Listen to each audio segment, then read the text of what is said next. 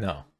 To answer the question on the thumbnail, no, 3.5 wasn't peak. But that doesn't mean it was bad. I think in fact 3.1 is hands down the best introduction to a region Wuwa has had to date. Maybe it's recency bias, but I prefer it more than 2.0, and it's a massive improvement over the Lahai Roy introduction. I'm getting really anxious. When is Kuro going to drop the ball? This constant evolution and improvement is it's just banger after banger patch. We got 3.1 into 3.3.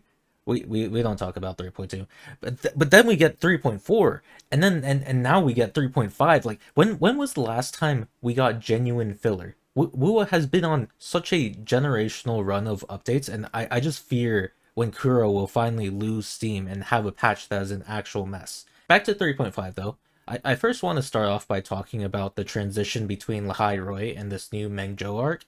The reason I found it notable was in the way it characterizes Rover. Normally when we go to a new region, it is usually because Rover has a necessary task he needs to solve, whether it was finding Imperator for Abby, or searching for Kartathia in Septimon, or stopping our frequency from leaking out. It always felt needed instead of wanted. They always knew what the task was next on their journey. 3.5 changes this, however, as the main reason Rover and Abby go to back to Jinzhou is just that they want to see everyone again, as it's been so long. Before reading the Yang Yang letter, they didn't even know what to do next after everything in Lahai Roy. And of course, they were also concerned about the troubles Yang Yang mentioned, but I believe they would have gone regardless, seeing that everything else was wrapped up in Lahai Roy.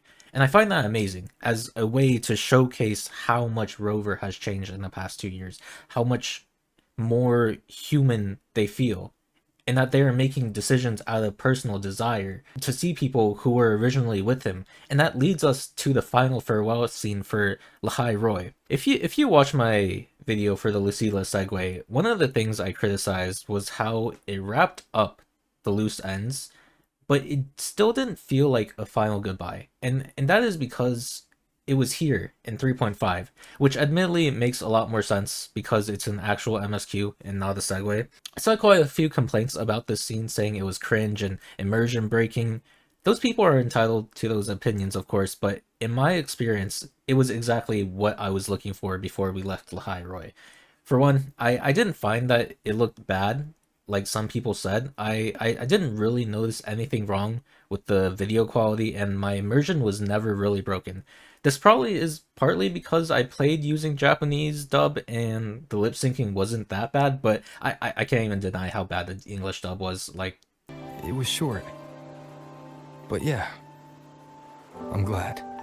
If there's one thing I'll take away from my time here, it's all of you. yeah, that looked awful. I guess it's just one of those situations where it's only synced to the Chinese dub, but I was still touched by this moment regardless. To get my perspective, you have to understand how much the Lahai Roy arc meant to me. I've said before that Wuwa has been my favorite gacha game for quite a long time, but the last 6 months has just cemented it as my favorite game in general, all starting back in 3.1. I have never been so emotionally invested in a story and its characters. I mean, 3.1 literally revived this channel. That's all I'm gonna say. This is easily my favorite cast of characters in Wuthering Waves, so saying goodbye to them got me a bit emotional. Yeah, I'm not afraid to admit it, I may have shed a tear to the scene everyone was calling corny. So what?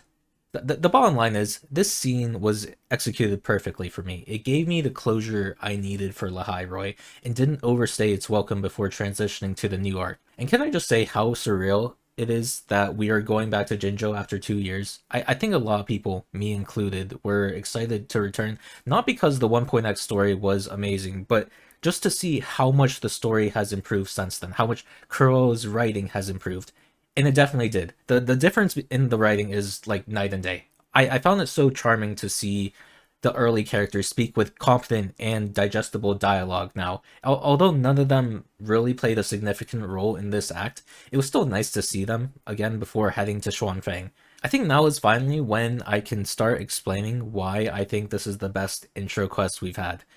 The reason simply is, it does everything a story needs to do starting off. Why are the auto puppets going rogue? What did Sui Sui and Jinxi discuss? Why is the fog trapping everyone? What is Yang Yang's connection to the Shuangling? Why is Shin not helping? Xin? Xin? I'm sorry, I'm gonna be mispronouncing names this entire arc. Anyways, this is what I think the 2.0 story also did well, and what was really lacking in the 3.0 story. The Lahai Roy introduction, to me, felt like it was trying to shield too hard as a Linnae companion quest. So much of that story was spent on Linnae's identity and troubles instead of trying to get the player immersed in the new region. We literally didn't see any other characters besides Linnae and Mornier to start getting invested in. And you compare that to 3.5, where we already see Jingran, Qingshao, and Shin in the first patch. It was so much better. By the end of Lahai Roy Act 1, I genuinely felt like the only revelation was that the Fraxidus was somehow scheming there. Oh yeah, the initial Imeth cutscene too, that was peak. Now in fairness, Lahai Roy only launched with Act 1, whereas 3.5 dropped Act 1 and 2 and the segue right off the bat, but I still feel like 3.0 Act 2 didn't really alleviate my problems for um, a region introduction. I didn't truly become invested in Lahai Roy until 3.1, while I immediately got hooked into 3.5. And they did it while still writing a compelling character arc for Yang Yang. I know a lot of people still didn't care about Yang Yang after the whole story, but I personally thought it was pretty solid. It's not like she went through any drastic character development. This story more so acted as a challenge that she had to face to reach her goal, that being to catch up to Rover and stand beside him. I would argue she sort of made that step towards that goal at the end of the quest, and it felt deserved. Now I am going to start talking about that flashback in Act 1 to Yang Yang's POV. I have seen so many mixed opinions about this section. It is undoubtedly a slow burn, and yeah, I am mostly on the side where I think it was necessary. They needed to spend a portion of the story to flesh out the atmosphere and the negative effects of the past and ongoing war. Yangna's transformation during the climax of Act 2 would not have been as rewarding or understandable if we didn't have this super long flashback. But at the same time, yeah, it probably could have been shortened. I had a similar complaint in my 3.4 segue review, where I mentioned they spent a bit longer showcasing the Academy and Synchronous than I would have preferred. But I think I just realized Wuwa really likes using NPCs to convey a message or theme, but it can be a bit overbearing at times. This was once again one of those cases where it didn't have to spend as much time as it did to get the point across. So, I really don't know. I've always had the opinion that stuff like this in a slow burn is highly subjective in what is and isn't necessary to evoke a message, and the amount that can be tolerated differs from viewer to viewer. Moving on to Act 2, I want to first give my thoughts on the new split perspective system. It's good in concept, but I personally thought it failed in its execution during this quest. And I say that because it felt like there was already a proper order to view the story. Suisui's perspective should have been done before Rover's, and I did it the other way, and I regret it. In Rover's perspective, it straight up gets spoiled to you that while Suisui was on her own, she somehow contacted Shin and gave Rover Electro. Suisui's perspective, on the other hand, doesn't really spoil Rover's. I feel like the system has potential in the future, but there's a fine line that needs to be drawn where the order of perspectives doesn't spoil each other, and the timing of the perspectives converging is appropriate. That is just my opinion, though, for how it should have been viewed. Maybe that plot point getting spoiled isn't a big deal for you, and you preferred continuing the chase for Yang Yang instead. I don't know. I just realized I barely talked about Sui Sui. Like most second half characters, she definitely had less focus than Yang Yang in this quest. I think it was fine though, because her character at a baseline was already so interesting. I was so curious what her relationship to Shin was. Why did Shin choose Sui Sui for this contract? It was mentioned that like they only entered the contract by chance, but there has to be a bigger reason than that, right? I feel like it's just lazy writing if they don't explain this more. The dynamic between those two is really fun, so I hope they continue expanding on their relationship more. They're both so cunning, and like their whole debate was just such a treat to watch. What also stood out to me about Suisui was her perception of Rover. It's such a stark contrast to Imeth and even Yang Yang, where they hate the idea of Rover trying to take on everything himself and want to share his burden. Meanwhile, Suisui literally states she's a greedy person who wants to save everyone, and she is pinning the weight of that greed onto Rover, furthering his like burden of saving everyone as the savior. This was just something I noticed and didn't see discussed that much, or maybe I'm just reading too far into it. Back to Rover's POV, the only thing I'm commenting on here, gathering wise, is so fucking bad. There was some crazy intimacy going on between Rover and Yang Yang here. Even Liang Yu felt awkward as hell watching them. You cannot tell me there weren't romantic implications in this scene, especially with how gently Rover talks to Yang Yang. Like, come on, man. I know a lot of people find this harem slop stuff cringe, and I do too when it's overdone in a story like Wuwa especially. But I feel like we haven't gotten stuff like this in a good while. Like, since like Chisa back in 2.8, I feel like it really wasn't there during Lehigh Roy. So at least for me, it was kind of refreshing to see it again. I think a reason why people didn't find their relationship convincing either was just due to how poorly 1.0 showcased it, as well as the fact that most of their interactions is shown through fucking survey letters in the mail. I can get why it's seen as forced, but if you consider how much Yang Yang looks up to Rover and the fact that she was, in Rover's own words, his starting point, you can understand why they are so close and interacted the way they did when they reunited. So yeah, I'm down for it. Another wife to the list. Moving on to the climax, I guess this is a good spot to talk about Muyu. This guy is such a breath of fresh air. Not that the Grand Architect is a bad villain, but it does get stale watching a villain where nothing really significant progresses with them. If that's the case, I'm glad we got someone new as a villain for this arc, and I find him pretty intriguing. And that's just because we haven't really had a notable antagonist like Muyu yet. We have just been fighting the Fraxidus nonstop, and from the sounds of it, he has some deal with a woman in red, but is not an actual member with the Fraxidus. I found his motives interesting too. He mainly serves as the antithesis to Yang Yang's ideals and is the final obstacle in her character arc this patch. But beyond that, he obviously despises the Sentinels and thinks they will doom humanity, which contradicts our experiences and what we have seen over the course of Wuwa, where they do care for humanity. Of course, Rover would think this guy is delusional considering his perspective as the Lord Arbiter, but hear me out. What if Muyu is cooking?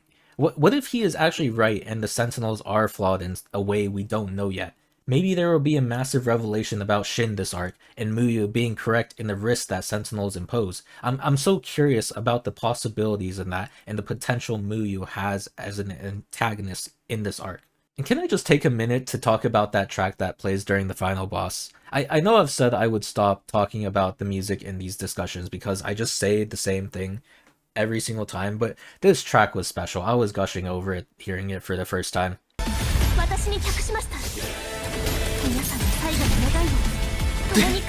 Wait, hold on, this is cool. Oh my! Wait. What the fuck? This track is insane.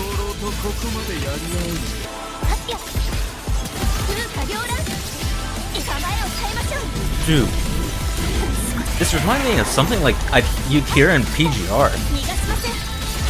It kind of reminds me of Hikari. I will play PGR one day, I swear. I'll stop being a LARPer glazing the music of a game I know nothing about. Last thing I want to discuss is the segue. It was only like 20 minutes, but my god, it was one of the best parts of this patch's story for me, for how dense it was in content. It made Yang Yang so much more of an interesting character and makes me so excited what will happen in the upcoming patches. What is going on with her awakening? Why is her tacit mark blue now, despite no change in her frequency? What is this voice that keeps talking to her? Like, remember that whatever this thing is was literally able to freeze Rover in that one scene. The Lord Arbiter, the guy who isn't affected at all by Jue's time freeze.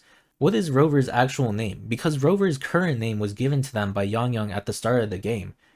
It's like Solaris stuck in a loop similar to Amphorius in HSR. Was Rover sent to Solaris with the sole purpose to break it? Like, this whole segue has just made me so hopeful, if I wasn't already, for the future of this story. And maybe it's copium, but Yang Yang is obviously going to become an integral character to the core story of Wuwa now. I hope she continues to have a presence in the story going forward. Imagine if she acts as the deuteragonist for the remainder of this chapter. Maybe she will come to the New Federation with us later. They mentioned there is technology in New Fed that can answer what's going on with her frequency. All this talk about Yang Yang did remind me of one wish I had for this quest, though. I wish they updated her 4-star model. I'm sorry, but it was just so jarring to see her 1.0 model with all the new stuff. It was also prevalent in Lahai Roy with Rover's outdated model, but nowhere to this extent. Jesus Christ. Have you seen this new environment? Did you see her standing next to Sui Sui? There is such a big jump in quality. I might be asking for too much, but considering how much screen time 1.0 Yang Yang had during this patch, it just would have been nice if it got updated like Rovers. Like, she's the mascot of this game. Surely it could have been done. That's basically all I wanted to talk about. In conclusion, the best region introduction, hype and aura moments, and I'm really excited for this arc and Wuwa as a whole.